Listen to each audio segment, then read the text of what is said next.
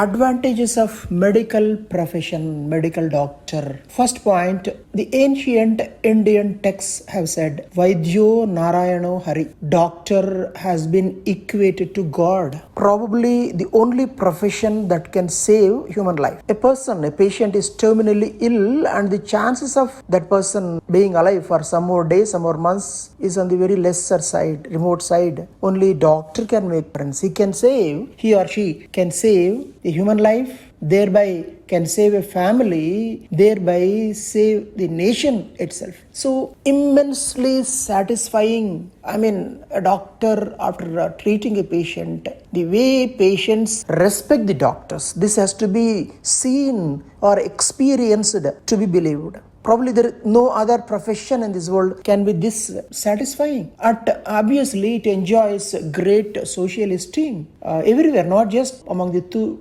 Telugu states, not just in India. Everywhere in this world, this profession enjoys very high social esteem and obviously great job satisfaction. So this is the first and the foremost point. The second one, it gives you a great job security. Many jobs have disappeared after a period of time, but this profession, the most ancient profession, will continue and will stay as long as human life exists on this planet Earth. Of course, constant upgradation of knowledge is always required in any profession, especially in the medical profession, no denying that. But this profession, certain jobs which are there today, they may disappear in the wake of artificial intelligence. For example, it is said that drivers, plumbers, technicians, many such jobs will disappear, but this profession, doctor's profession, no doubt it will undergo some changes, but it will continue to flourish, it will continue to thrive. This is the second important point, great job security and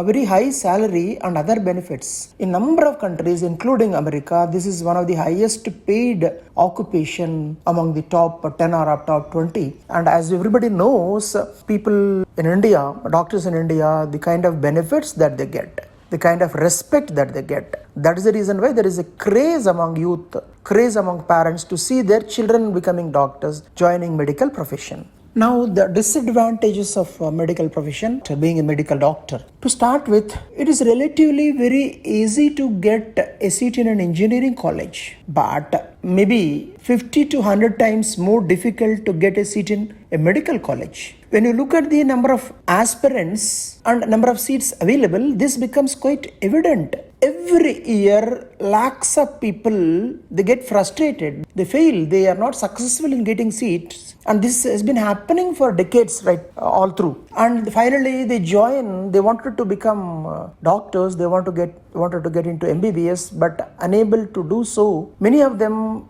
without any other option, they join BSc, various courses like botany, zoology, chemistry, biochemistry, such like subjects, and they adjust themselves with what they got. So this is one of the greatest disadvantage, not with the profession as such, but with the process. When you are trying to become a doctor, you have to be successful entrance examination, whether you call it NEET or whatever. But this process is very, very, very, very tough, very cumbersome when compared to the entrance examinations leading to admissions in engineering colleges. And the second disadvantage with this profession, trying to become a doctor, being a doctor, is in the case of engineering graduates, mostly their majority of them, at least 60% of them, they start their career, they join companies once they complete their bachelor's degree, and in that way they are enter the job market when they are just 20 or early 20s. Whereas that is not the case with doctors. As everybody knows, it is a 5-year plus, in fact 5.5 years, including house surgeon course. And once you complete MBBS, I'm afraid the job market is not that lucrative, not attractive. The pay package, everything, the job opportunities for MBBS graduates. So they have to pursue master's degree. And after completing master's degree, most of them look towards super specialization. So the competition is so immense at every stage. Let me make it simple with an analogy for all of you. Imagine a municipal water pipe, a big pipe, water is flowing through that pipe. Now that water enters a tap, the pipe of a tap. When compared to the municipal water pipe, this pipe of the tap is much smaller in its diameter. Now, can all this water pass through the tap? No, isn't it? Only a part of it, only maybe 1/100th or even lesser than that of can pass through the tap. So the tap is something of amphibious. And then this tap water tries to go through the syringe of a doctor, needle of a doctor. How difficult it is? Can all the water in the tap pass through this syringe? No, isn't it? So finally, the number of aspirants for medical seat, if they are in thousands, number of seats in hundreds, number of seats in post-graduation, medical specialization are in single digit. So this is the kind of competition. Not only that, by the time you complete your bachelor's degree MBBS, 5.5 years, and then you try to get into your master's degree, you try to join a college for your master's degree, and the general overall waiting period, because of the competition, very few are successful in getting a seat in the postgraduate degree PG college after completing MBBS. So the general waiting period is 2 to 3 years, and then postgraduation, and then super specialization. In this way, by the time you complete your studies and ready to join medical hospital or such like a thing for a job, when by the time you are ready for the job market, you are in early 30s, most often in late 20s. By the time your friend, your school classmate who has joined engineering, he got a job when he was 20. Now you are 30. So 10 years difference. Your friend has gone to a country like America, got married, settled down in life, purchased a house, a car, and has got a son or a daughter. Now you are ready for the marriage. So your career takes off quite late, at least on an average 8 to 10 years late. But I don't want to overemphasize this. I've seen scores of software engineers who want to retire from their profession, who want to quit their profession when they are in late 30s, early 40s. But a doctor's profession, IAS retired, IPS retired, you got a retirement for majority of the professions. Even engineer retired. But you seldom come across doctor retired unless and until you feel like not practicing and you feel like quitting. Even then people will not leave you, they will consult you. So lifelong you are a doctor and you keep earning, you keep serving the people. So there is no retirement. But all said and done, your career takes off quite late when compared to the other graduates. This is at another disadvantage. The third point is personal life needs to be sacrificed for this profession.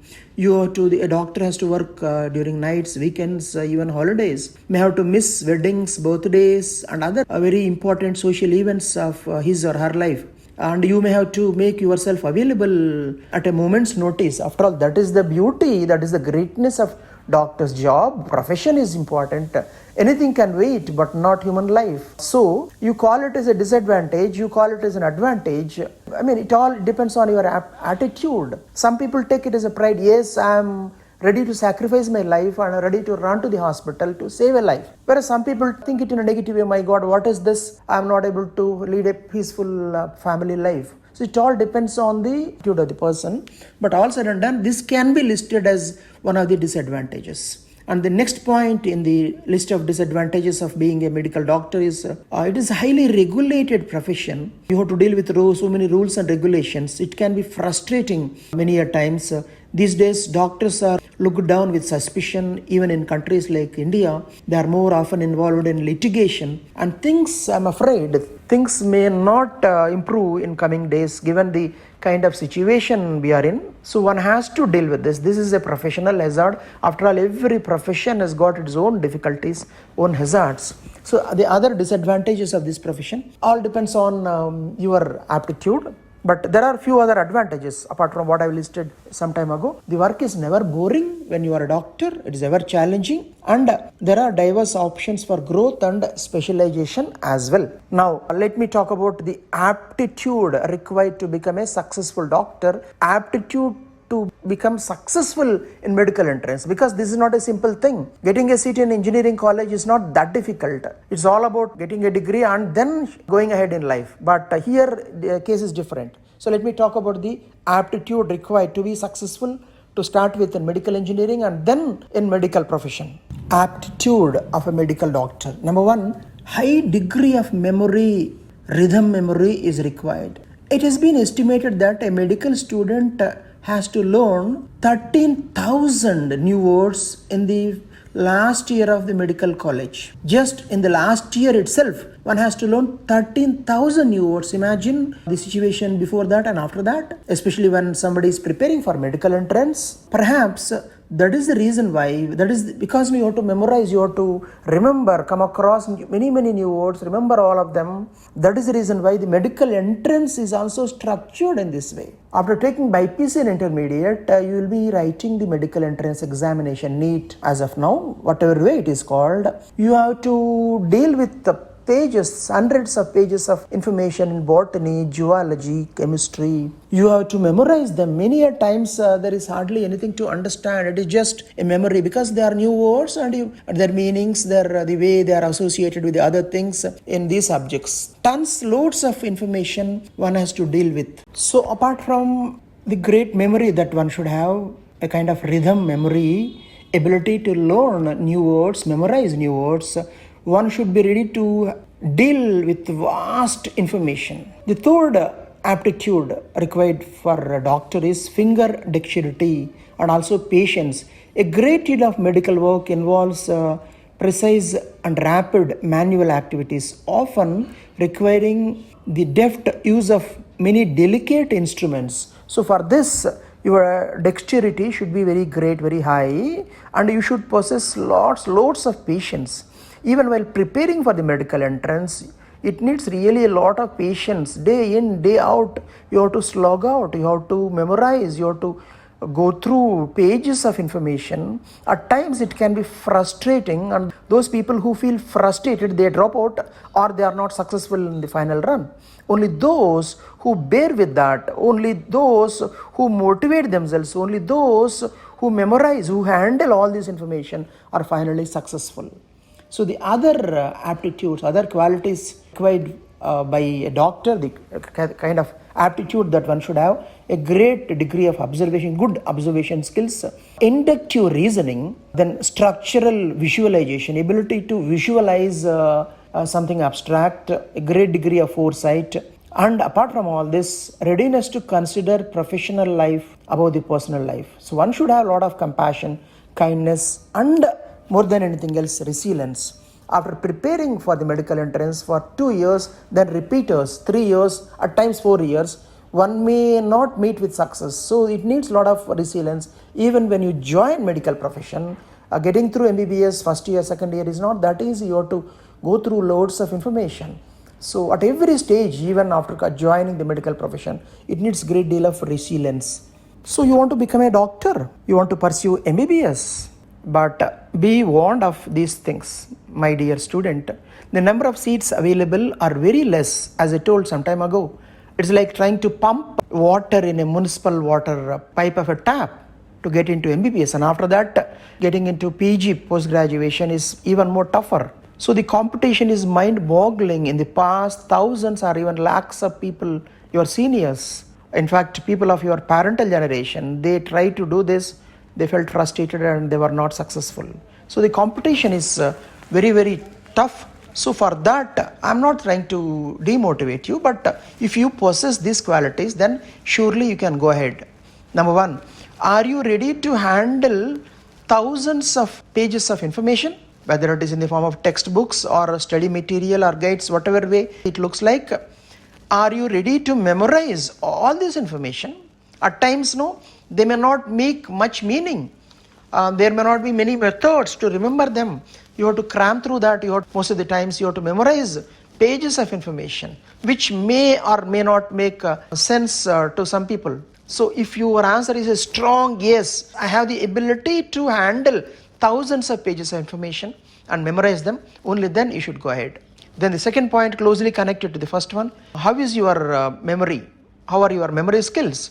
They must be of the top order. You should be able to remember loads of information, thousands of new words, thousands of new phrases, new words, new points. Only then you should go ahead. And for this to happen, you should possess extraordinary self-discipline. Nobody can motivate you, nobody can supervise you. You may have to slog it out for 16 to 18 hours a day, Neither your lecturers nor parents can supervise you all the time. It needs a lot of self-discipline and ability, perseverance, resilience, motivation. You have to motivate yourself. You have to work like a machine at times. You have to memorize, as I told, loads of information. Only then, if you are ready to do all this, only then go ahead. Otherwise, think about other options. Finally, what is required is a great degree of resilience, as I told the earlier part of this video. After slogging it out, after working hard for hours together and years together, there are people who are not successful, and if by chance if you fall into that category, you should not feel demotivated, dejected. You should be ready to start your life fresh by joining various courses. So one should have this kind of resilience. Even if one is successful in medical entrance, getting a seat in MBBS, even after that you need this quality. Only when you think that parents, when you are sure that your child has got this extraordinary memory power, extraordinary abilities to put in hard work, self-discipline, a great degree of memory, readiness to memorize, readiness to handle loads of information, only then think of the medical profession, admit him into BPC. As I told, getting a seat in engineering is quite easy. Getting a seat in MBBS is not easy. Of course, apart from MBBS, there are other courses like veterinary science, agricultural science, AG/BSc, and even in medicine, apart from MBBS, you got Ayurveda, homeopathy, etc. Of course, even the dentistry. They're slightly less rewarding. Again, it depends on a person's option. If somebody wants to join agricultural BSc and become an entrepreneur after that, of course, the sky is the limit. So, but before all that, be warned, this medical entrance is a gigantic task. So, only when you are very sure of the great self-discipline, great memory powers of your ward, then admit him or her into BPC in intermediate.